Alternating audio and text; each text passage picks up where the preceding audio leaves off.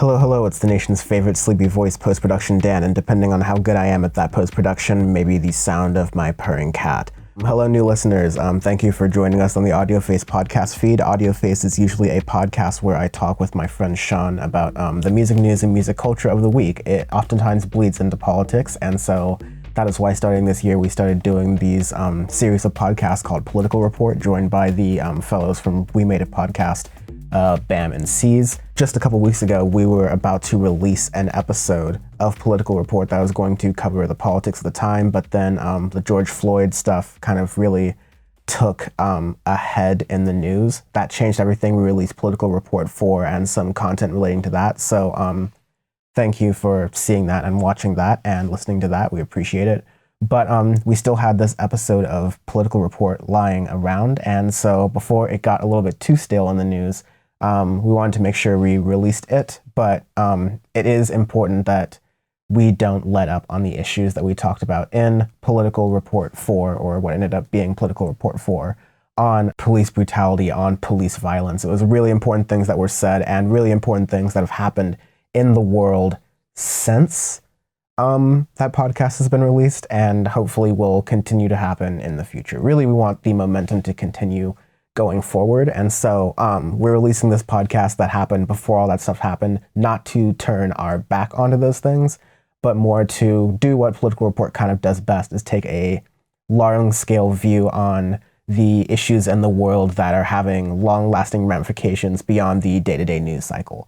So in that vein, if you want to have a more up-to-date conversation or hear about an up-to-date conversation about police brutality and Black issues, I really encourage you to check out my friend Brooke Thomas's podcast, Controlling Art Narrative.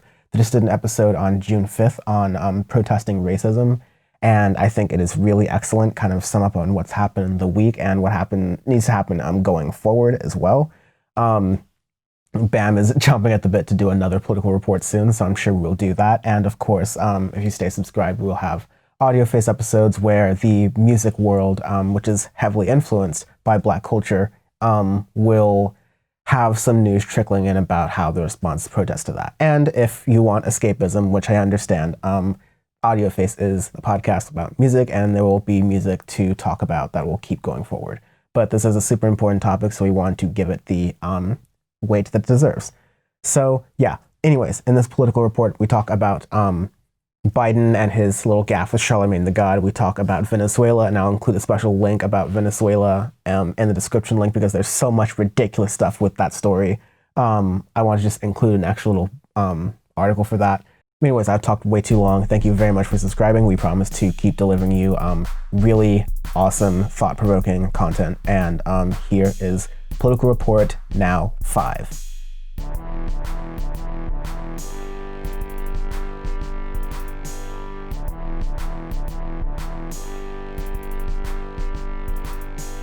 Hello humans, welcome to the Ghanaian Pallbearers Club. This is another podcast that we love to do here. Political Report 5, coming at you with the We Made It podcast boys, Bam and Caesar. Sean is here. Hello. Sean is here against every possible attempt he made to not be able to be here, but nevertheless, he persisted. And of course, Dan reluctantly here as well, as I am reluctantly in a state of being. We got a lot of really fun topics to go over. It's been a quaint month since we've done this, doing our whole quarantine business, all of us figuring out our video equipment stuff. The really quick update, or stuff we're talking about doing the show.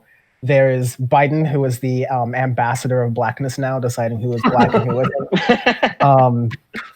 I don't know who gave him the coon card, but we'll figure out that. We'll have a discussion about that. COVID-19 is going to have, we still have some stuff going on with COVID-19. We're going to figure out where that's going and if Trump possibly win from this. We have a little bit of talk about Venezuela as well. Come on, man. What? I'm just hosting it. I'm just doing the show. Oh my God. I'm just saying, who gave Joe Biden the authority? Don't say it again. Who was at a party with Biden and said, hey, you know what? You one of us. I'm gonna give you a pass. Anytime you want to say the N-word, you get one pass. It's like who actually did that? I don't know. But while we're talking about Joe Biden, a big part of our last episode was about Tara Reade and the sexual assault allegations that were against Joe Biden. And at the time, the main reason we were talking about it was an outrage surrounding how quickly the Democrats abandoned listen to the women's story and listen to what they're coming out with and saying, and let the story develop before jumping to conclusions. How quickly they pivoted from that during what they did during the whole Me Too era to quickly defending Joe Biden, no matter what. So in the month that's passed, the story has developed. Tara Reade has gotten to speak out a little bit. There have been parts of her story that have been corroborated, and there have been parts of her story that are getting like messy and inconsistent. So it already seemed like the Democratic Party was going to move along past and give Biden a pass for anything regardless. But especially now, as the case is like not as potentially of a bombshell as it looked like it could have been, it's just being kind of brushed away to the wayside. So I guess that's like the major update. Well, what were you like parts that got messy? Like what do you mean by that? Like what were you referring to about her story? Hang on, because there's just lately been inconsistencies in the Tara Reade story that a lot of reporters have talked about. So like there are a lot of like I've heard about her character as a person, but I don't know about hearing anything about. It wasn't as a person, but like based on what she told people at different times. Okay. Based on, so a lot of this is like what corroborating witnesses are hearing, and being able to talk about during, as journalists are basically reaching out and getting an idea of like what their side of the story is, what Tara Reade's, not friends, but her acquaintances around the time, just to be able to build a picture. And some of the sources or some of the people corroborating the story are saying one version of events that contradicts other aspects. I'm not going to pretend to know all the details or be able to get into it. But before, basically, a lot of the reporters who knew about the Tara Reade story and were reporting on it but hesitated on coming out with it mentioned that they had certain like questions about the story. Not that they didn't want to report to the fullest extent, but to say like, okay, in general, the allegations, I'm not able to confirm the allegations as thoroughly as I would like to before I say like on the record on an article that I'm putting my name on that former vice president sexually assaulted Tara Reade in this way that's being described. As with a lot of these things, I think the truth is usually somewhere in the middle. Like you only get like 2 points in these stories, like one person's range of the perspective and the other person's range. The truth is somewhere in the middle. And because we'll never really find that out concretely, it's just going to be us, like, or people who are investigating this closely, kind of like looking in the middle. So it's hard to tell.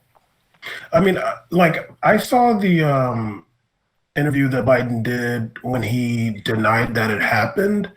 I guess I didn't see the entire thing, but I don't know if whoever that was asking him the question asked him if he ever had any encounter with her. Like, because if I'm not mistaken, she asked him if he assaulted her, and he said no, never happened.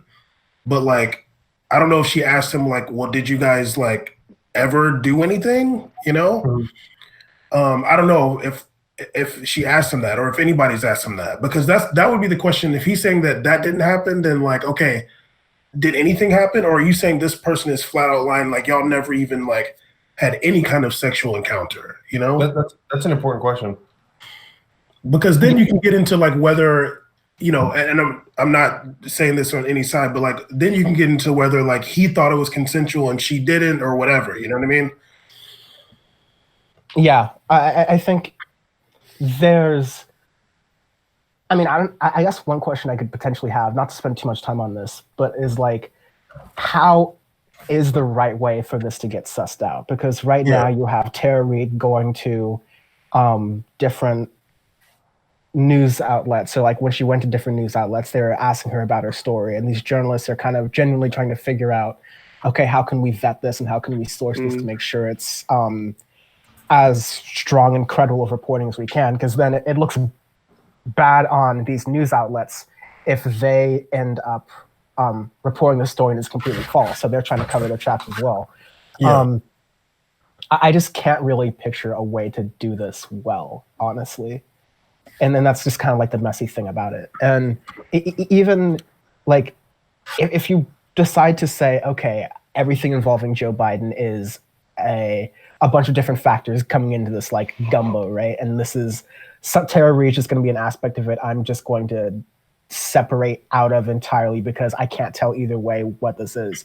What we do know about Joe Biden's, I mean, he has a history of advocating for women in the Violence Against Women Act. He also has a history of being really touchy with women. And then there's Anita Hill. There's like a bunch of stuff you can weigh with where you don't necessarily need Tara Reade to figure out what your calculus is of Joe Biden's stance on women and Joe Biden's stances more broadly. Because this was, again, like to me, a lot of the takeaway from the Tara Reade angle was how quickly Democrats were able to pivot based on a political angle, which is the same type of like political calculation that we say Republicans do all the time. They're just like coldly politically calculating creatures. I think the frustrating thing is that like Democrats are coldly politically calculating features, but they shoot other parts of their coalition in the foot every time they do this. And then when they could be politically calculating, they're never doing strong political calculations against the party they're opposing. They're just doing strong political calculations to protect what little crumbs they have left.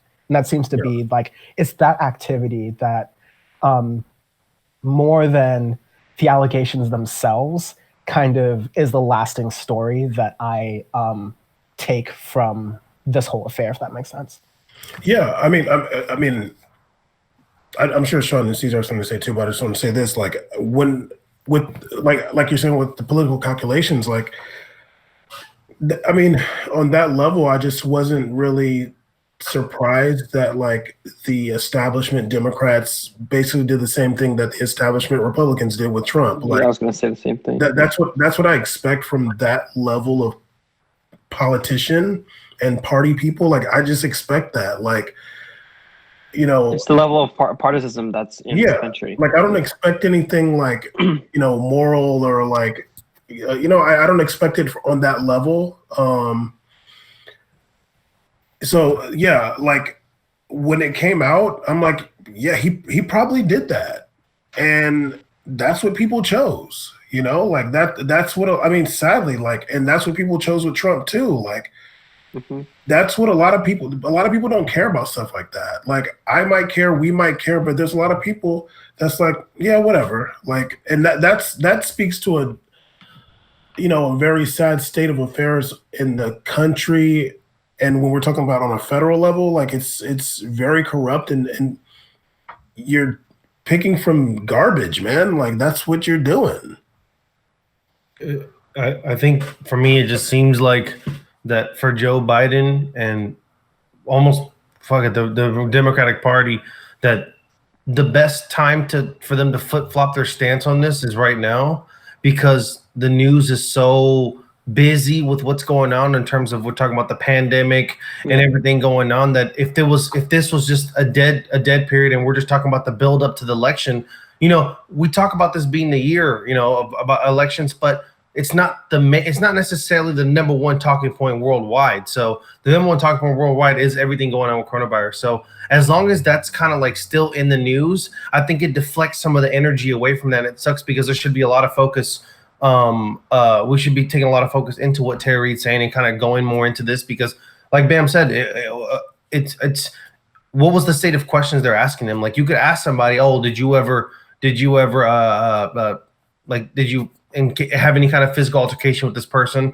That's a different question asking if you like rape them or violate them. That's a totally different level of a question. And because someone who maybe either is sick or twisted or just sees things differently could be like, yeah, we had something, but I thought it was like consensual. In my mind, it was different. So it's about just starting to set the scene up to knowing what was their like relationship in general in terms of two people in the same space.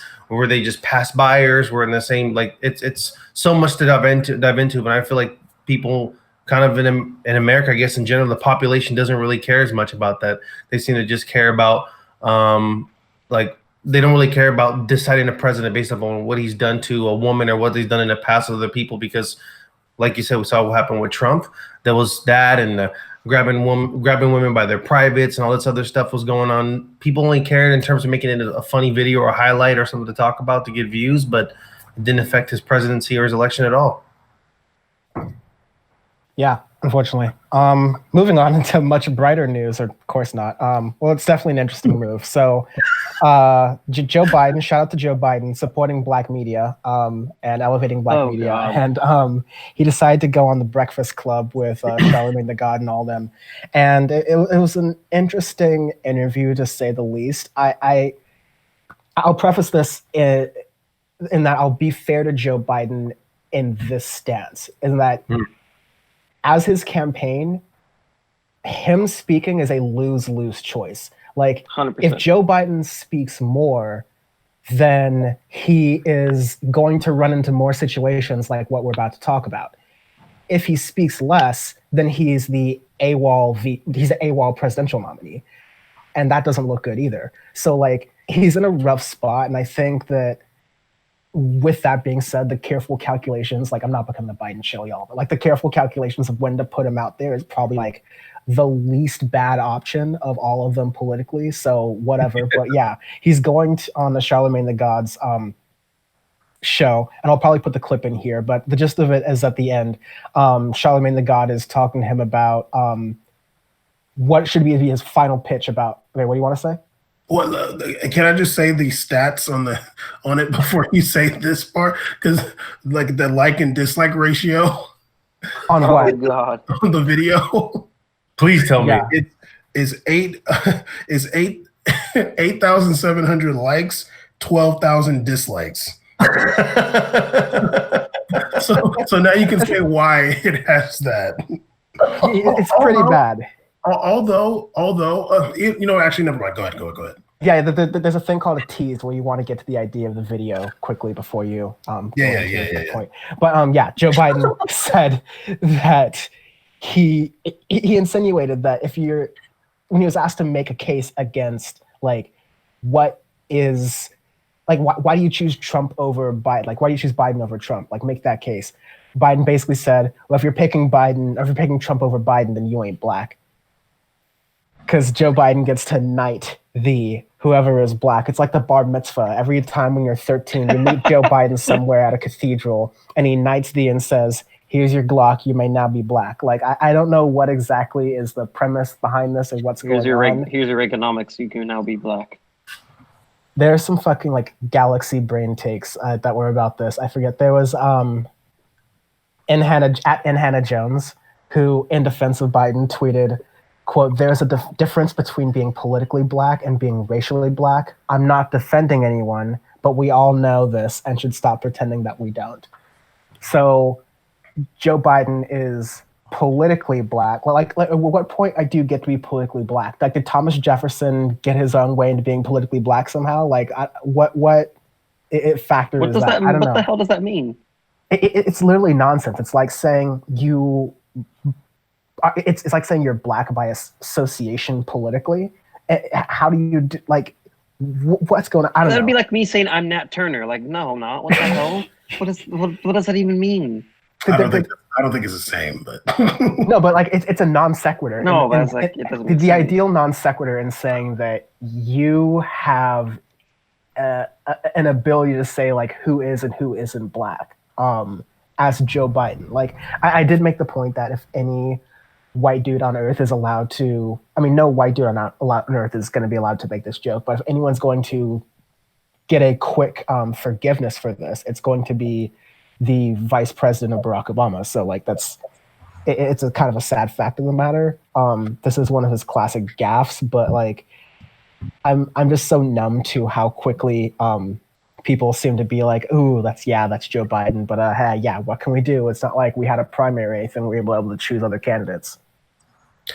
I'm gonna keep it so real right now. Like, I heard that, and it doesn't, like, I'm not moved by that. I was supporting Bernie, and like, let's be real. Joe Biden got into the primaries where there was a lot of Black people, and they put his ass in there. And there are, okay, on a popular level, let me just say, I don't give a goddamn about Joe Biden. I would never support Joe Biden, and I'm not going to vote for him. I live in California. I don't need to. there is no like black conservative Trump supporter people that any of us respect, probably. Like these people are buffoons. Like they sound crazy. They're Uncle Toms. I don't know, The Sean. Candace Owens, the Tim Blacks. No, go ahead. He said, I can. Look at this. We got Sean Biden right here. Yeah, already. Like these Kanye. I don't know all of them, obviously, but like there's some like NRA guy. Like these guys are clowns. Like there's none of the like black conservative like out there people. I don't respect any of what they have to say ever. Ben Carson, Clarence Thomas is the worst Supreme Court justice probably ever. He's the worst. What about Larry Elder? Come on, Larry Elder. I don't even know. What about Larry Elder? They're like it's a black conservative. I don't like. I'm not co-signing what Biden said. It's the wrong thing to say, but like he's already like. What are you supposed to say, dude? Like you're gonna tell me like if you're talking to Charlemagne, you're gonna say Charlemagne. You're telling me right now that you are gonna vote for Trump over me because of blackness. No, it's just it's a question that like as like Charlemagne the God, and this is a thing that he's also a buffoon too. Like he's silly too. Yeah, and we shouldn't be taking no one should be taking their political position from Charlemagne the God. But anyone as an interviewer has to put themselves in the position of someone who is going to be asking the question, who has way less knowledge than the interviewer or the interviewee, because especially someone like Joe Biden, who is running as to be the president, he's going to have to make this case to other black people and say, hey, here's why you may be black, you may have fallen for all the propaganda, you support Trump for whatever reason, here's why that's wrong. That's an unfortunate reality that Joe Biden has signed himself up for, unknowingly or not, that he's gonna have to like try to make that case at least somewhere, especially in the South. And like, however successfully or not, this is an opportunity for him to try that. And to say you ain't black when the black conservative argument is that the Democrats have black people on a plantation is just like powerfully bad messaging. And the other point, like the reason, like I'm not upset by the statement. Obviously, like I'm just numb to it. Like whatever, this shit happens every day. I can't let the stuff get to me, right? But yeah, like someone who doesn't have that experience speaking as though they can dictate that experience, that it speaks to a level of disrespect that like. Some people, it's the same reason why Hillary Clinton rubbed people the wrong way. It's just like, I don't like her. I just don't like the way she deals with people. I don't like the way she talks of people or speaks to people. Is it similar to how she did it with women? Like getting with the women vote and stuff? Is it kind of similar to that? Treating it like an afterthought. Yeah. There's like, oh, you're a woman. Of course you're going to vote for me. It's like you're being reduced down to a category politically, which is like, yeah, this is how political people talk, but this is not how real people talk. Sorry, Bam, go ahead. But like, and I'm not saying this is how I view it. I juxtapose Joe Biden with Donald Trump only. Like that's who he is competing against. I don't like nobody's expecting the president to do anything for anybody. Nobody's expecting that from the president, really. Like I'm juxtaposing Joe Biden with Donald Trump. Donald Trump said way more worse stuff than Joe Biden. Sadly, a lot of people in the media are not gonna be like, well, okay, Joe Biden said that's fucked up, but look at this shit that Donald Trump is saying. Like, they're not gonna do that. And a lot, and especially when it comes to like social media and like comment sections, like all the shit's like right leaning. Like, whenever you go into a comment section or like social media, like the like right wing bots or whatever run that shit. Even if Joe Biden said everything perfect on that Breakfast Club video, I promise you, it'd be more dislikes than likes. Anytime they have some person affiliate with the Democratic Party on there, the ratio is always terrible. I mean, so I don't want to conflate too many different things because like there's. Let me say one more thing too. Donald Trump will never go on the Breakfast Club, ever. He will never be available for any kind of black media like that. He will never make himself available. I mean, first of all, that's wrong. He will definitely go on like black media if it's Candace Owens or Larry Elder or Colin Noir. And like you probably definitely. If we're calling that black media, if we're calling that black media, then Joe Biden gets to say what he said. If we're calling that black media, And if he were on the Breakfast Club, Jesse Lee Peterson. Imagine Charlemagne asking him those questions that he asked Joe Biden, which I honestly doubt he would do. Donald Trump isn't held to the same standard as like even Joe Biden's insane. Like he's barely sane, but like Donald Trump isn't held to any standard. And that's the part that I find frustrating. I don't care about Joe Biden, but it's frustrating that Donald Trump gets held to no standard. Why does everybody else get criticized like they have a standard and he doesn't? That's the part that's frustrating for me. To me, it's just like a false equivalency kind of narrative where the media has to feel that we have to keep things both sides. And honestly, a lot of the media right now is like, Trump is failing the coronavirus response. Trump is doing this bad and this bad. They're like, okay, what is Joe Biden doing bad? I mean, he's barely speaking out anywhere. They're covering for Joe Biden in other places. Like, he has no talking about Tara Reade, but they're saying like, he has no role in society. He's a private citizen. He doesn't have any power. Okay, but who's making that judgment? Are you and the media making that judgment? Definitely not. They should. They should. Joe Biden not really, because he's the leader of the Democratic Party at this point. Yeah, but he's not.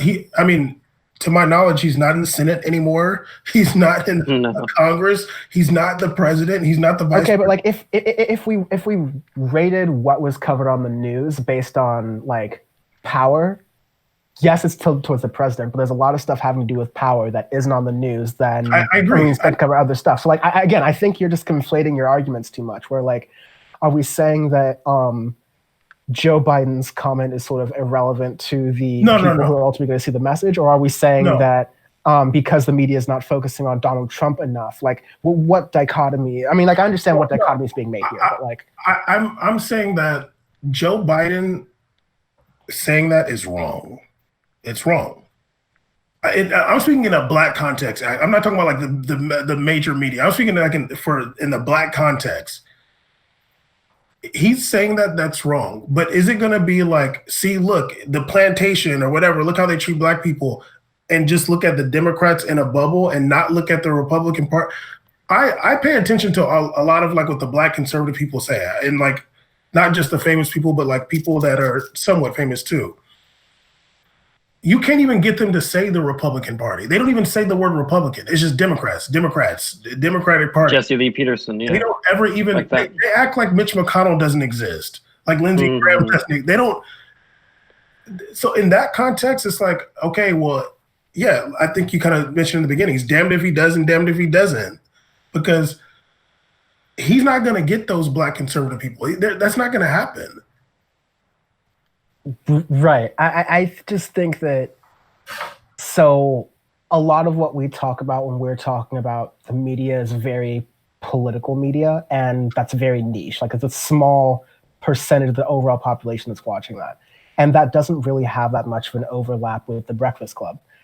The Breakfast Club is a lot more of like, no, I'm just being real. Like, the Breakfast Club is less comparable to like, Sean Hannity's show, and it's more comparable to the Today Show. It's more comparable to like a morning show. So like, like it's a slightly different perspective. So like, are you going to have a lot of like, are you going to have a lot of people who are just not very politically engaged, who like, they don't call themselves Black Republicans, but they're Black people who like voted for Obama one time and are kind of like friendly to Trump at another time. Like they're not like militantly anti-Trump, because I think that's where it is with Black people. It's like they're either hard anti-Trump, never going to happen, or like they for some reason allow like a maybe possibly in their head to kind of permeate and go about. And so if you're reducing it to that binary of two different types, then the way you are going to reach that kind of type, the closest way you will in media that'll have like the most high of an impact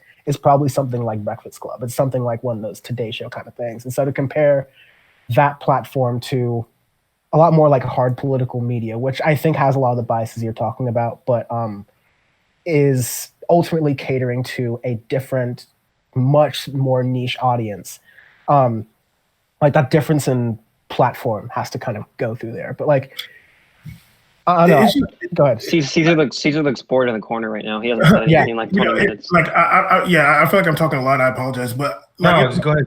It's hard for me to kind of like like I think all of us are like pretty politically savvy and like intelligent and like can, see things on a kind of higher level. It's hard for me to kind of like reduce my political acumen to be like watching a Joe Biden Breakfast Club interview. Like that shit just don't matter. You know what I mean? Like, so when I see it and it's like, oh man, look what he said. It's just like, if we're talking about like what he said, like if it's gonna be like those 3 words, what he said, I'm not gonna be blowing up over Joe Biden, what he said when we got this fool in the White House who says the wildest like shit. literally this dude said that COVID-19 was a Democratic hoax.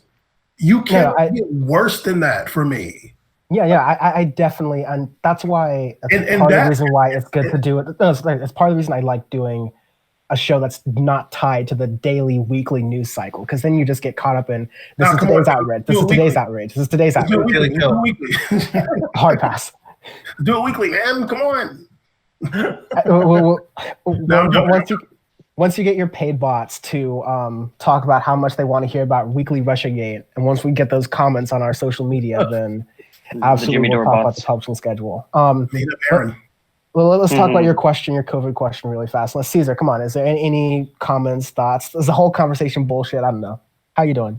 Real good. How you doing? No, I think to me, like I actually just want to sit down and kind of listen to you guys' opinion on this, because for me, like I watched the Breakfast Club interview and like I had to get to that part to where he said it. So I'm like, I just think it's really whack that Joe Biden is going to bring a discussion point that's going to like separate black people and where they stand in between. Like, is it okay for him to say this or not? Is it cool? Like, that's really whack that this is the dude that's going to like cause a discussion within the community. Like that's the biggest L from all this. Like, here's Joe Biden splitting us up on where we stand and like having people Google any kind of black conservatives that are legit. So I thought like that was really whack in a sense. But to me, it's like I didn't even think about what Dan said earlier about it being a lose-lose for him. I mean, like honestly, like what, like if he talks less, then he knows, like we all know that he doesn't know how to speak right. So it's like we know he can't handle himself. But if he talks more, he just makes himself look like a fool. So at the end of the day, like, is it that bad in terms of strategy-wise for him to go out and say wild stuff? No, because like Bam said, Trump says this stuff literally every Thursday. After 3 days of doing the health reports, the 3rd day he starts getting off because he's over it. So it's like he's going to say something wild at the end. He's going to talk about go ahead and sip on some Windex with your wine or whatever the hell. So it doesn't even matter at this point. I think that I'm one thing. You know what? One thing I'll say, I'm very just thinking about this all.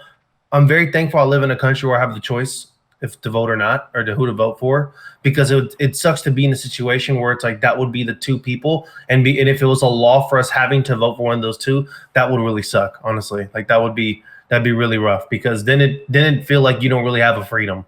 It feel like we don't have freedom, because that in a sense then I'm like I just can't believe that this is like gonna be the final 2. Who's gonna get the rose or not? Like it's really whack. That's who we got, man. Nice. The lesser of 2 war criminals. Right. It's like, so Ben, one of your questions coming into this was like, will COVID-19, will all this stuff benefit Trump? You say if we have elections in this country again. I think that's a strong take for this. But I mean, look what they tried to do in New York. Here's what it is with reality, right? Like, we know we can say the facts, and we could say that like no government or no real agency handled this perfectly, because this is a thing that you can't really handle perfectly. You're going to be able to look at every individual response and say like, China should have done this, Italy and France should have done this, New York should have done this, Canada and California should have done this. Like everything's going to be, New Zealand shouldn't have done this, or it's good they did this. Like they're being put on a pedestal now just because they got good results, but diseases and pandemics are more complicated to go into than, and Brazil's out here. We can, of course, got to look at Brazil. All right, but yeah, it's we can all see the facts, is what I'm saying, of this era and how it happened. none of the facts matter. It's all about who spins it and how well does that spin stick in the discourse. And so, like, I can't predict the spin. It usually skews towards whatever happens on Fox News being the ultimate, like, winner of the day. So, like, whatever narrative they say, they just keep repeating it, and then overall, that's just, like, how it's believed to be. So here's one thing that I noticed is normally during like crises and whatnot, presidential approval goes up almost every time. If there's a war going on, if there's catastrophe, something, whatever it is, presidential approval almost always goes up. Trump's remained stagnant for his approval rating during the crisis so far. Pretty flat. Which is interesting for me. So, because Mom was asking me this actually, she said, "Do you think who do you think has like a step in the right direction for the election?" I go, right now you can't call it. Before the crisis, I would say that Joe Biden had no chance. But because of the crisis, I think this is one thing that may put into Trump's, maybe his undoing is the amount of press conferences and stuff he's had, to where more of the public can see him speak, more of the public can see his policies and stuff be enacted in place, especially with how many millions of people have lost their jobs and the government not doing anything for them. So that's the one thing that I think could definitely be Trump's undoing. I think like that would be a fair point if he was kind of just held to that. But I don't feel like he's ever held to that. I feel like anything that kind of happens negative to him, he's able to revert into like, oh, the machine is working against him. Like that's what it always feels like. Like even if Bam said the Bam's question, oh, like if let's say they make elections like this season, like more like digital based or something like that, right? You know, in the past, like he could literally just bring up some argument about like, oh, well, they hacked and rigged the system, so, you know, we got to do some kind of recount. Then they go to the Supreme Court, and because it's a pandemic, it'll have some kind of standing in there. I can just imagine the fiasco that happens, that if things just don't go his way. His like group of sheep or whatever that like to play this game, they like to play the victim role when things are just kind of not going right. So for sure. What happens, even if anything that happens wrong to him, he turns it into him being from the big badass dude to being, I'm a victim, they're playing me because I'm the only one that keeps it real. And it's like, until we work together to devise a proper like way of like speaking, debating, bringing up talking points, being held accountable, then there's not going to be any progress made forward, and he's not going to he's not really going to suffer. Like, he's not really going to pay his dues. Like, whatever he does, he has no kryptonite right now. It's kind of annoying. Yeah, I mean, I think it's going to end up benefiting him. I mean, I hate to sound like that, or I don't like to be like pessimistic, but you know, like I know I just said this, but like I can't even get over him saying it's a Democratic hoax. I can't even get over that. Like I cannot get over that. Like, how the hell did somebody get to say that? And it's just like, oh well, you know, just the next day you brush it under the rug. Yeah. I mean, not only that, but it's working. There have been like these viral videos of these people who are at the lines of Gelson's and Costco who like won't go in because they say they won't wear their mask in store because they say, oh, all this stuff is overblown. If everyone else is wearing a mask. Yeah, but everyone else. Yeah, no, multiple people have been shot. Yeah. And the logic behind this is, oh, well, the media is overblowing the numbers. It's a hoax. Some of this is overblown. It's just China going into like all of the things that have been at one point or another repeated as talking points within right-wing media are now being used as justifications. Surprise, surprise, for why people are deciding not to wear masks in public. Well, yeah, that's what happens when your country has a complete right bias in general too. So and that's another fact as well. Because ever since dumbass Bill, who didn't get his dick sucked by that woman, decided to reach across the aisle and do the entire political system the right, and then you got a giant spiral downward for the past 25 plus years. So I don't know the Clinton Gingrich reach around. Yeah, exactly. I don't know what was Planet Newt. I don't know what was worse, coon card or that, but yeah, I mean, it is just frustrating. I mean, honestly, the whole thing is just for me frustrating because I just see like him just get away with everything. And then, I mean, we're not going to get into this all the way yet, but like, or if at all, but like, then the part that's even more frustrating for me is that the people on the left in the media that I like to listen to, like, even they don't hold him accountable. There's very few that do. There's a couple that do, but a lot of them, they kind of brush it under. Yeah, so or they bring up, or they just yell at. Like, they're just mad at Democrats all the time. And I'm like, okay, like, I get it. But like, there's also this person in the White House, man. Like, can he get some attention? The dude said it's a Democratic hoax, man. Come on, yo. Like, how do you go from that to Fred the Godson died? I never heard one of his songs. Like, literally, like, areas are having like 1,000 people dying in 24 hours.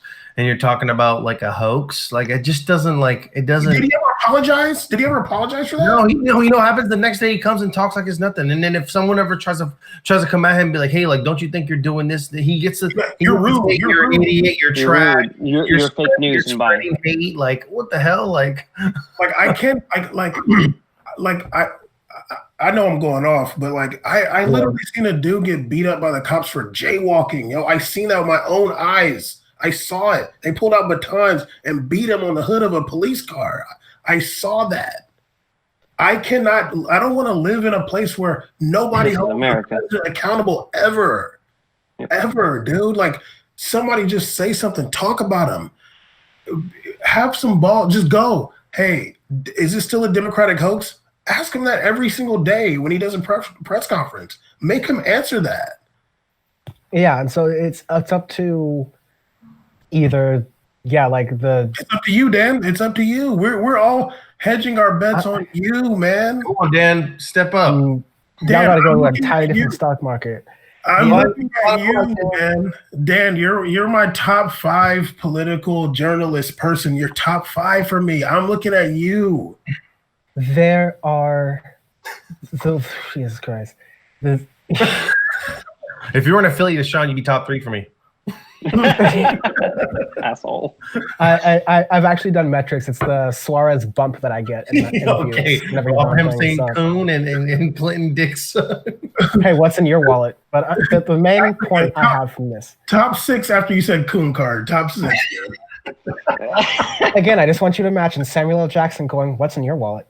Oh, man. Don't bring Sam. Anyway, yeah, go ahead. I think so. I hate aspects of these conversations. I hate because they sound very pretentious. But I think get it cracking. The defining thing that Trump did to our politics, I think, was to allow us to take a lot of the empathy out of it. So like, we're just so numb. We've seen every sort of extreme thing happen, and we've also seen the response be, "Oh, absolutely nothing's happening." We've seen, of course, I'm extending this past Trump, because it's not just Trump who brought about all these things. It's like a societal thing that was happening up to this point. But we had an elementary school shooting where kids died, and we did nothing about that. We have had, we've had everything that's going on in the border right now. Nothing's happening. Everything that happened with our foreign policy blunders that we're having with Syria, with Iraq, and all that. We're just moving past it. We're just going on days. Everything else is just moving forward through that. And because of that lack of accountability, which comes from a top down, because if the leaders at the top go and say, "Oh, this thing you did, we're not going to do anything else. We're going to stop politics as it generally works on a day-to-day basis until we get justice for this wrong that was done," then we would all see, okay, that's the example. We can all look forward, or we could look back to that in our historical memory and say, that's what happens when you do something, at least something bad of this caliber. I think it's a thing that goes down structurally because it starts with the Republican Party making a calculation and saying, by going with Trump no matter what and reaffirming that what he's doing is correct, giving him a pass on things, yeah, some of it's going to be kind of ugly, but we can retain power in the long term.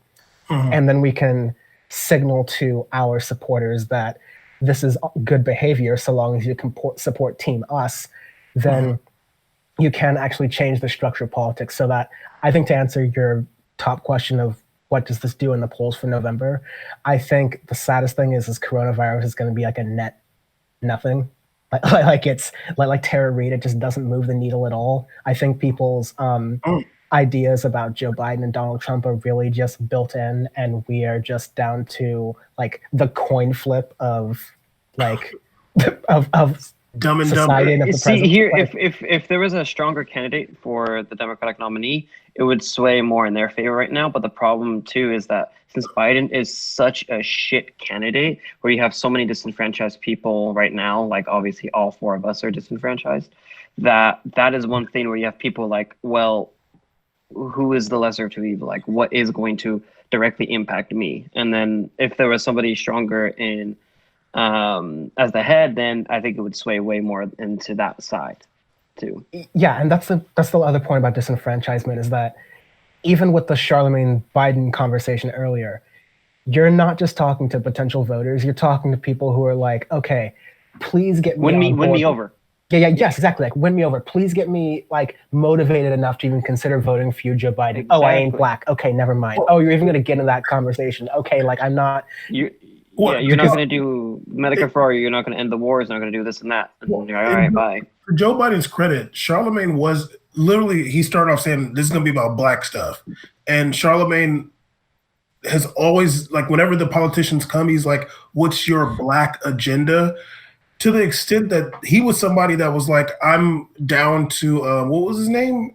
Pete Buttigieg and some other person, I forgot, just because they had a black agenda, just like a file, like whatever it was. So Joe Biden does have that. He has the Frederick Douglass Initiative or whatever the hell it's called. Yeah. I think it's cap personally, but for somebody like Charlemagne, that's all he wants. And that's what there's a large segment of the black community that wants to hear, you have a black agenda.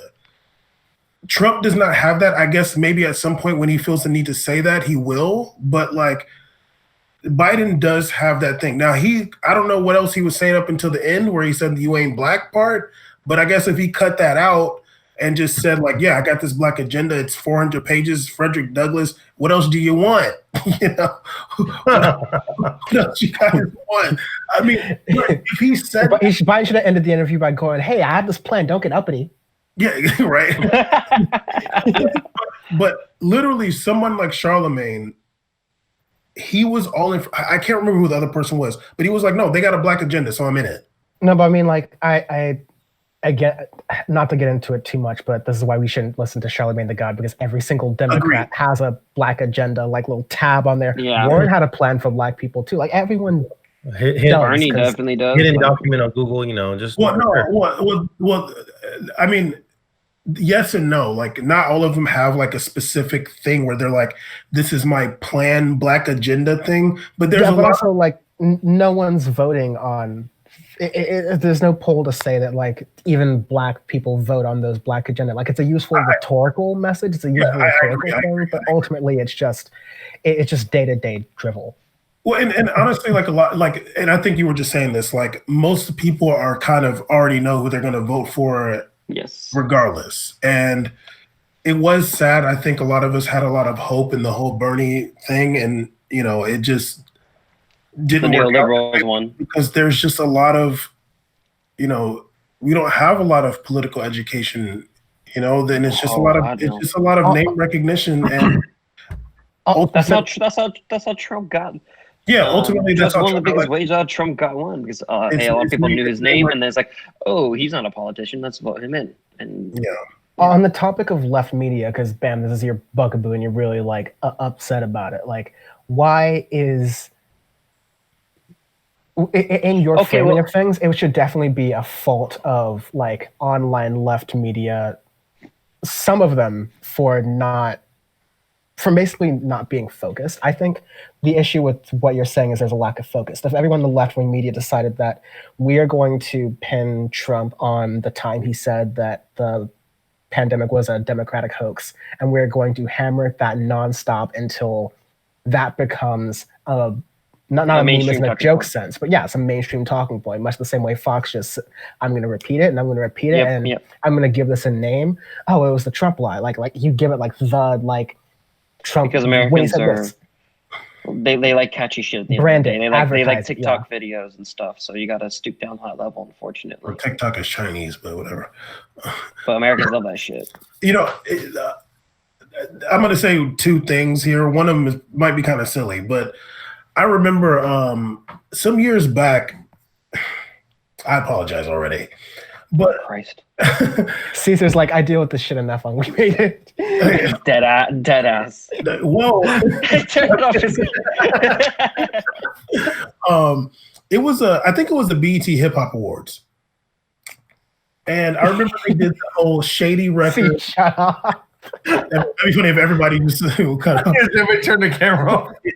They did a Shady Records freestyle or whatever. I don't know if you guys ever seen that, but so Eminem is last, and I've never been an Eminem fan. I've never liked an Eminem song in my life, but I will give him respect as a talented, writer and lyricist. His rap, I remember, was not even trying to be that clever, but this was like around the time like Trump got elected or was like just about to get, I forgot. I think it was when he was just elected or he was running. I can't remember, but there's a lot of support for him. Eminem literally got on there and was like, if you're a Trump supporter, fuck you. I don't want you as a fan. And I was like, bravo. I can respect that. There's a lot of these people in the left-wing media. Like, I know that they're trying to get Trump people or like those fringe Trump people, kind of alt-righty people. Like, I know that that's the people they name them. Name the people that are like that? Yeah. Yeah. Ben Norton, Max Blumenthal, Anya Parampil, who got her Blumenthal for sure. Parampil, who got her Tucker Carlson video tweet pinned for over a year. Who's supposed to be some principled leftist. You got a goddamn white supremacist, racist, loser, rich cuck fuckboy tweet still pinned for over a year. First of all, you will not disrespect the king of the Swanson frozen meal fortune over here. Because Tucker Carlson is actually related to the Swanson family frozen dinners. But the second thing is like, here's honestly the point where I always differ from you here is that I don't even remember the names of two people you just said. Like, I think these people are so fucking irrelevant. Max Blumenthal's the only big one, quote unquote. But the rest, they don't have that big of a following. But can I finish? Can I finish? Okay, sure. Yeah, go. Okay. I know that that's what they're trying to do. They might not be big, but they have some influence, and they're supposed to be principled leftist people. And I like have benefited from these people and learned a lot from them. But it's very whack when somebody like Eminem can get on there and say, I don't want Trump fans. I like, it wouldn't be a problem for me. Like, this is like what Trump. This is what Trump with David Duke thing. Like, David Duke supporting you. Do you want his support? Oh, I don't even know who he is. Oh yeah, it's like, why don't you come out and say, no, I don't want somebody like that to fuck with me. If that person likes me, then I'm doing something wrong. I was looking at these people's Twitters, a lot of them, and I'm not going to go through all the names because I can't remember. I just go through them every once in a while, unfollowed most of them. And I'm like, I wonder if they look back in 20 years at their Twitter, like what side do you sound like you're on? Well, here's a question I have for you, because some of the left media figures that I listen to and have for a long time, what they've been saying over the past presidential cycle and stuff is that since there's a big part of the Rust Belt and stuff went for Trump, which is normally a part of the country that goes towards Democratic. Someone said the way we should do, instead of saying fuck all of them, you're a Trump supporter, I don't like you, is going, hey, this is real, look at real populism, look at a real movement or something and try to sway them that way into getting into it. And that's what I've heard a lot. Well, I'm not talking about like regular people. I'm talking about people that's in the media that's like, no, these are people in the media that I listen to. And they're creating a narrative to try to get like these like alt-right little dudes who like pretend to care about foreign policy and like believe Trump about endless wars and stuff like that. Like they're trying to get those people by continuously talking shit about Democrats, which is fine, but they never talk about Trump and Trump being an imperialist and expanding the wars and all that stuff. They never talk about it. I literally sat and listened to an interview with what's her name, Anya Parnpil, somebody else. She's talking about the Venezuela thing. She don't even want to mention Trump's name. I'm like, you don't even want to mention, but when it's Obama in Syria, it's Obama administration. Hillary. You gotta find some new lefties, because the stuff I hear is like the lefties I follow is they say for like the whole Venezuela thing. They were saying I wouldn't be surprised if Trump told them to do it, and they were saying this is probably going to go back and linked up to that guy, back up to Trump. I do listen to those people too, but I'm just talking about the ones that are like that. It's frustrating. Like it doesn't. Dan's muted. Somebody tell him he's muted. Yeah, I just figured that out. It just happened. Happening or whatever. Anyway, yeah, go ahead. The thing is, you can get angry as hell about these people online. Frustrated. Yeah, but like frustrated, vexed, if you will, about these people on the internet. But like, what if they don't have much of a following, or if they're incredibly niche? Like, again, there's this like magical video in Hammer Space that does not exist, but I'm actually like nearly done with it. And in this video, I'm talking about essentially political hobbyism, which is there are certain creators and there are people who just like make their livings off of making political content that people consume and they watch, but they're not necessarily learning anything from that. It's just friends for them. But instead of like a sitcom with some like really zany white people, they just really want to watch, okay, I'm going to learn some like world history stuff, or I'm going to learn some like current events things. So it's just like stuff that's on in the background for TV for people, but it's not something they're learning. It's not going to, people aren't even watching it with the intent purpose of making a difference. And in this case, like there are even dozens of people watching this with the intent purpose of making a difference. So I would keep my powder dry for the cases of like, we usually talk about tactics. What tactic is the one that is going to be most helpful at getting the gettable, interested Trump, exactly. people who like might be Trump friendly, but not necessarily Trump supporters, who could be winnable to the Democrats. The Obama Trump voters. Sure, like you could talk about what strategy works for that. I think there are some like YouTubers who go into that strategy, and there are some who are in BAM strategy of there isn't a lot of people who are winnable there, so don't bother and just point out how Trump is bad and how the Democrats don't go far enough. I think there's definitely a space there, Bam, where you just have people who are just circling the lowest level of the toilet drain, and they're getting the people who don't really watch for any real reason other than to get angry all the time at politics and hear it and from a perspective that they want to hear it. And like, no, like that's why Rush Limbaugh's been getting a check for fucking 4 decades. Like that's how it's a money-making machine that you can do stuff like that. Just be a content mill for people to get angry at. But ultimately, it's just where you pick your battles. And you're right, Dan. And honestly, like this is like my frustration is going away because I've kind of like, I feel like I've like see it for what it is. Yeah, exactly. And that sucks because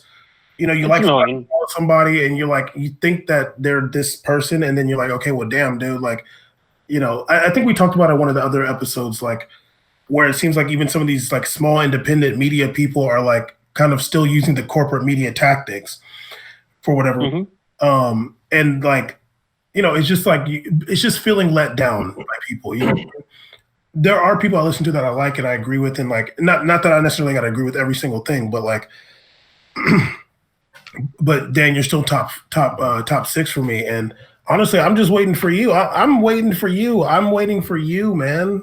I want to hear you. I want to hear. Hands are tired. They always say the best politicians or video whatever advocates are the ones who don't want to do it. So maybe by that standard, all right, there's something there. But yeah, if you do it, I'll tell everybody that I'll write a book and tell the story about how you destroyed me at the pool one day. I'll make a living off that tell-all book. Oh no! With jacuzzi. Okay, that's a specific thing. He's already given up details, but go ahead. Sean's up now. Sean, you better just be a regular person. Don't you become famous too. You're doomed. We got I retired as a professional, so I'm good. Yeah. I'm out of the limelight. We got time to do Venezuela. I want to go into that because we were talking about it just a little bit in small details. That's kind of ridiculous how Harold and Kumar try to overthrow a Latin American country. Yeah, and speaking of that, Bam, I wouldn't be surprised if Trump was into that. No, should we go over like the whole thing first? Yeah. I want to give listeners, the audience, the 3 people who have gotten to this point, kind of a backstory to what is going on with Silvercorp.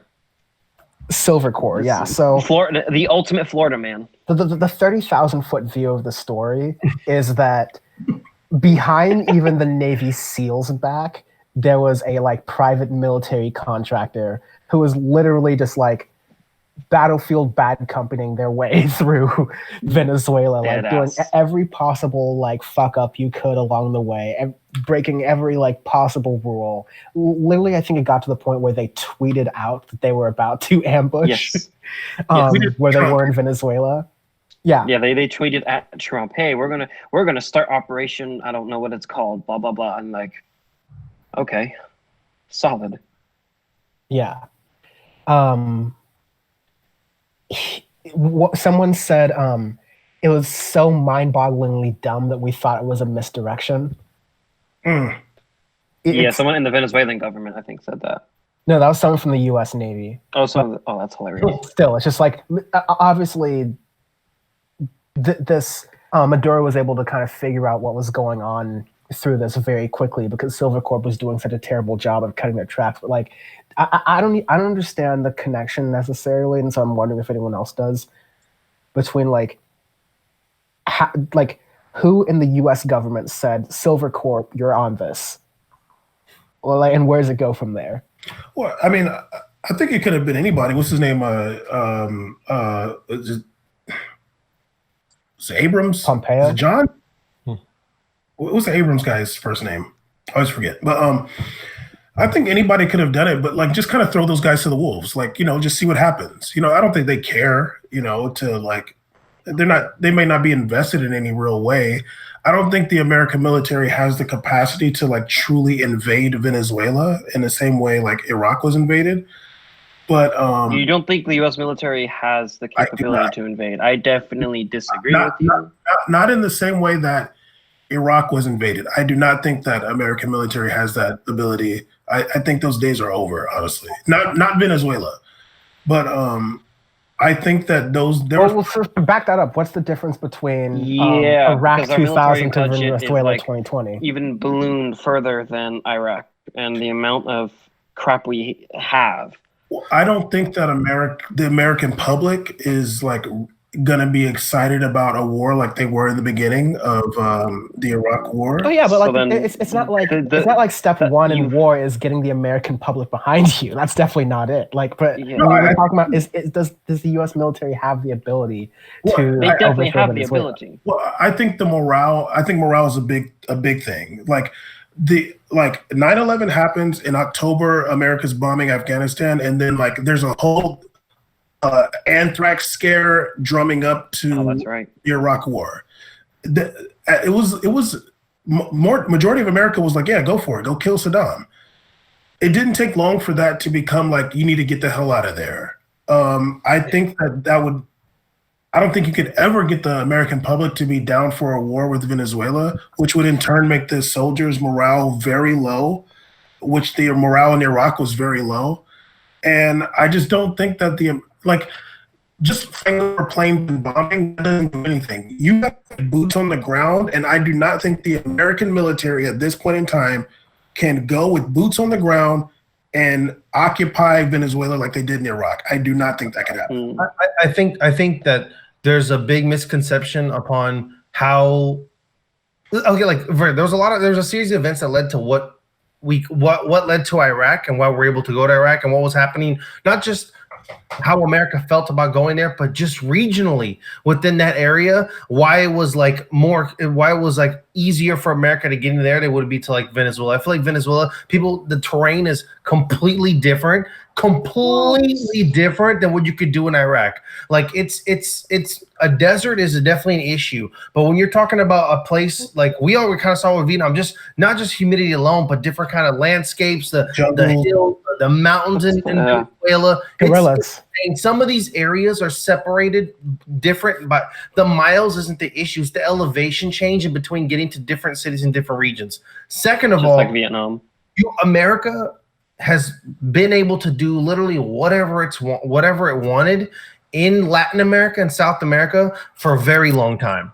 But there's like a line across, I believe, especially after recent years, and especially we talk about Iraq. We lost almost 5,000 troops, right?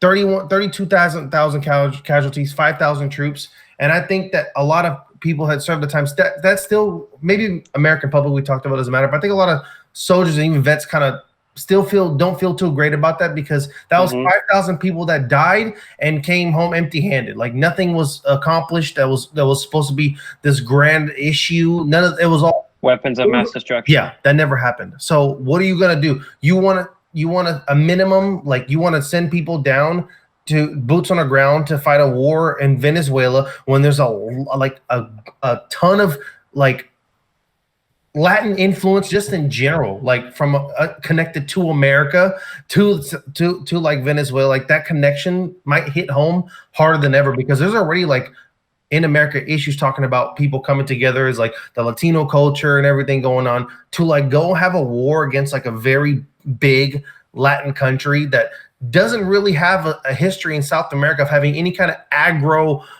aggression against other countries within the region. It's not like this is like a place that has a rapport for being violent against other areas, and we need to step in there. It's almost like it's gonna make people feel like, oh, are we gonna just go down there based upon some fake rumor again? Is that what we're gonna really do? People don't have Vietnam. People don't have a well-versed education about what happened in Venezuela. People don't have an education, don't know what happened with Hugo Chavez and what's going on in Maduro now. People may pretend they do, but I don't think they really know what's going on. I think they just see the occasional random BuzzFeed video or something like that, and they think they know what's really happening down there. But to be honest with you, like there's just a lot going on, and to think that America can all of a sudden out of nowhere do magic tricks and just pull out ability to go divert energy and soldiers and money all now down there, I think it's asking a lot, dude. Yes, America has high technology and comes to like combat and warfare, very true, but there's a limit to resource, there's a limit to money, there's a limit to what you can do in terms of that, to what you can do. And I have stuff going on in the Middle East, we have this going on right now, we're still looking at Syria, but we're gonna looking at this area. Let's go ahead and go a full-fledged war against Venezuela, which, let's keep it real, it's not that far away, so don't play around. So I don't think life isn't just a video game where you can just do stuff because you like have the setup. Like there's just real people going on. I think that's a reach. I just think that's the Venezuela thing to me. Like that was cute, what they were trying to do, and there's gonna be one person they pin into what like this went down. It's gonna blow over, and I think that there's always gonna be this consistency in picking at some of these countries, whether it's Cuba in the future or Venezuela. It's kind of picking at like like look what they've done just to remind us about what happened in the past. But I don't think anything full-fledged will ever go forward, because that'd be ridiculous. I honestly, like, just for me, like, I couldn't even call myself an American if that's like went down. Like if we went to boots on the ground in Venezuela, like I can't do this anymore, dude. Like it's just too much. I'm not even Venezuelan. Like it's just too much. Definitely disagree with you, but we should go into what happened with Silvercorp. Anyways, like what the actual attempted coup. Because we kind of went off on a tangent. So a bunch of guys from Silvercorp basically Operation Gideon. Yeah, there we go, Operation Gideon. So Silvercorp is a private mercenary group that's based out of Florida, correct? I'm pretty sure. Yeah. It's not just Americans. It's like an international group of a bunch of different humans, and they decided that they heard the drum beat and they said, fuck it, let's go get Maduro because Whitey's got a lot of guns and shit. And there's connections, because there's also J.J. Rendon, who was a right-wing political consultant and critic of Maduro, who was had gotten involved and kind of gotten connected to this as well, was helping to even price out the something to like price out the deal as well. That's Complaining wild. that Silvercorp was just like had no. I mean, because this is when people. Just to pause really quickly, but when military spending gets out of control, it's mostly because of contracts that happen in the Middle East. When we say, okay, the U.S. military isn't going to be building this cafeteria for U.S. military members. They're going to be fighting or doing the missions. Yeah, while we have Halliburton, while we have all these other companies build the infrastructure that we need, the temporary infrastructure for us. Well, as a business, which is where every like conversation goes downhill, but like as a business, you're in a situation where you have a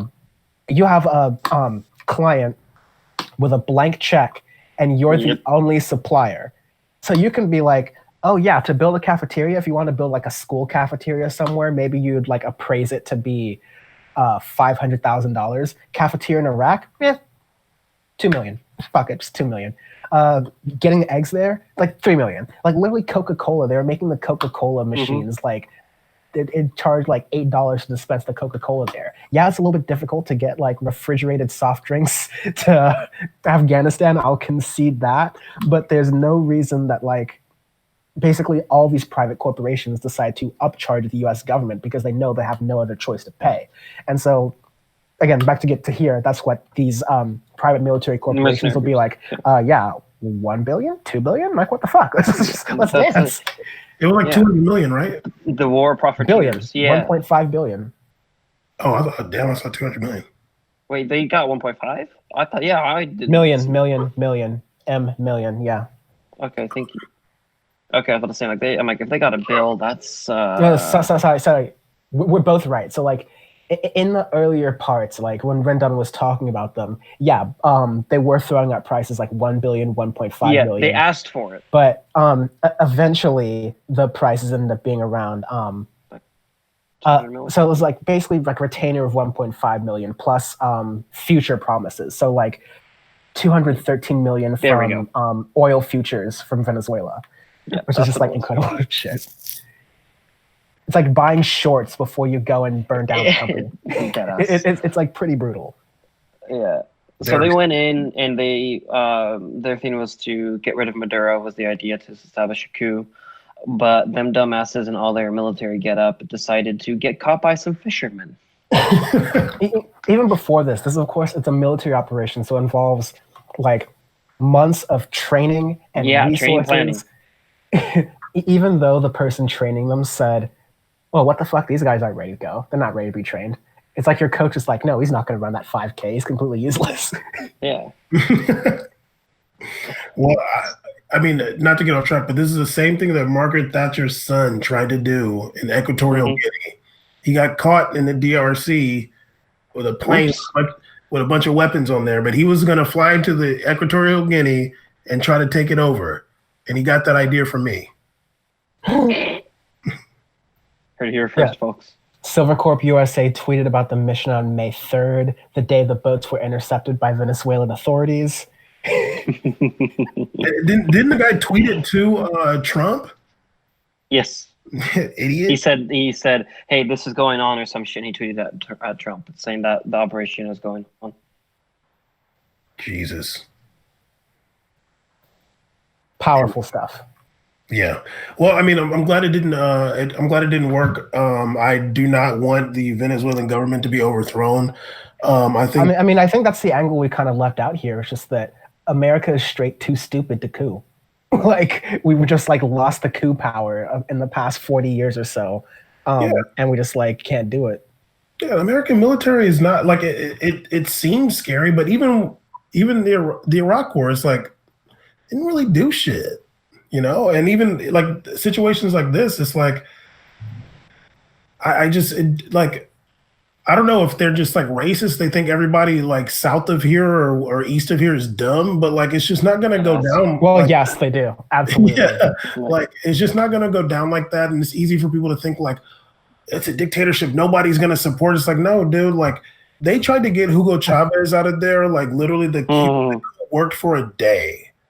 Like literally the military dudes arrested him and they were like, Whitey's not going to pay us, dude. Go back. Like they're lying, dude. Hugo's probably in the cuffs. Like, dude, you think George Bush is gonna actually pay you, man? They're not gonna pay you, dude. Let me go. Look at Gaddafi. So yeah, I mean, I like the U.S. foreign policy for any like adversarial to somewhat adversarial nation is to sow chaos. And that's what the American foreign policy has done forever, and that's what it does in a bipartisan way. And that's what I pray for, is like stability for these nations. Like, I know that none of those countries are perfect, but I don't look at them through a lens of perfection. I look at them through the lens of the United States. The United States ain't perfect either. Like, Venezuela, they're a sovereign country. This is what should change in that sovereign country, but we should enforce that change upon them, because all that does is fuck shit up. We should also remember the history behind all of these, and it's not like all these countries just like managed to be like where they were. It's the effects of not just the United States, but a lot of foreign policy blunders that I think need to be look at a lot of it is still undoings from the Cold Wars, the Cold War too. Yeah, we got to do a whole episode on the new Cold War between the United States and China, because that's going to be the new Silk Road, baby. I'm very oil pipeline. Can we do that? Can we do that? No. I would love to do an episode where we talk about. Because that's going to take like an hour and a half. Yeah. Like, we not even a long time. No, we do actual research. We go about like how the new Silk Road is, One Belt, One Road initiative. We do all that stuff. Very down. Yes, let's do it. I don't know. Caesar, what are your last thoughts? What are your last words? I want to give you something to do. No, I mean, like, I don't know. I don't really know interject in that, but just basically, like, I mean, Venezuela, like, it can't be more. It can't be more true than just knowing that. I think that people in America just. I don't want to generalize, but I mean, it just feels like I don't think they really have a good understanding of what's kind of going on the other side of the world. I don't think they really respect what other people are going. You know, like South America, like some of those countries do have legit armies. They have legit air force. Like, they have legit setup, and it's like it isn't just a video game, man. Like, it's not that cute. And just because, and I think that I know it's good to like try to like. I know America's like. The lens is like, oh, like there's a dictatorship there. Oh, they're not democratic, or they don't have a democracy. Like, we need to go in there and change that. But I think it's just really funny that how it's going on now. How can you pitch how America's going and be like, hey, don't you want what we have going on? Like, not really, dude. If I'm looking at my dictator and I'm still able to work and eat food, I'm like, I'm kind of okay, man. Like, you guys kind of have your own issue too. It's not like your system's perfect. The world we all have different cultures. We have different backgrounds. Different things work in different countries for different people. Like, we didn't have the same setup. Like, so if you're trying to like influence your government, your style into an area that has a completely different setup, completely different socioeconomic status, it just can't be like that. And I don't think America has any divine right to spread or coup or poison leaders or do whatever the hell they want to influence and change that. So I think that if the Venezuelan people want to make a change, they can. If it fails, they can try again. It's on them. It's incumbent on them to make their own decisions as people on who they want as their leader and rise through. If you handicap, babysit, or do whatever, you're going to influence change there in the wrong or right way, and you don't know until hindsight. Hindsight, look back, go, maybe we shouldn't have done that because we didn't know the right way. So let them handle it, and if there's a different type of situation where they're asking for help, we can work together towards maybe helping the unions or the leaderships in South America to go put better influence and help each other out. There's a different process rather than America goofing off with sending some dudes in ski masks and guns on a damn what they call Duffy boats or whatever, just riding down the coast. At least they have masks, huh? At least they have masks. At least that PPE. Like, it's just ridiculous. All right.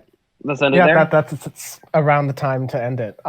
Thank you all for joining us to this point. I don't know if anyone will get to this point, but we did it.